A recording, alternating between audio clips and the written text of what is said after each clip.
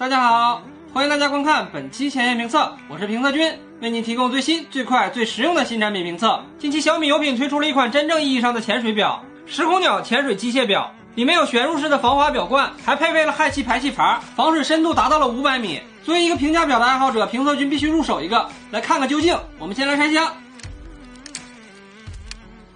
看到这个表的外形，似曾在哪里相识，看来呢又是一个水鬼造型的机械表。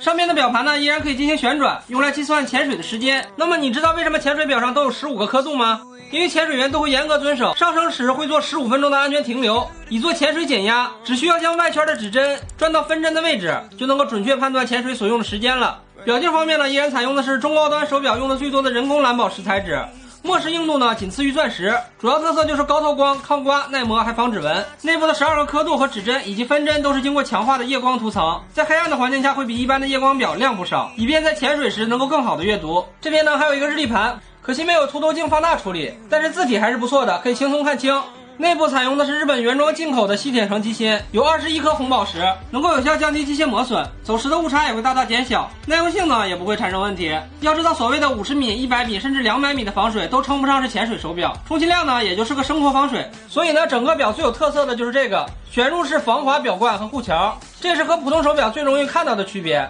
上方呢可以旋转，然后才能打开这个表冠，进行时间调节。这样做呢就是防止水从表冠进入机芯。另外呢就是它还有个氦排气阀，如果是在高压的潜水舱中，因为内部的空气是氦氧结合，在上浮过程中会导致手表的内外气压不同，这个氦排气阀呢就会排出多余的氦气，平衡手表内外的气压，这样呢就能避免手表外壳受到伤害。最后这个腕带采用的是硅胶材质，因为它是潜水表，所以偏运动和亲肤。同时硅胶呢也有很好的耐磨抗腐蚀性。总体来说呢，评测君感觉这款手表还是十分大气的，无论是有潜水需求的，还是喜欢潜水外形的小伙伴，都是非常适合。好了，本期前沿评测就为大家介绍到这里，喜欢的小伙伴记得点赞、评论、回复、关注哦。我们下期再见。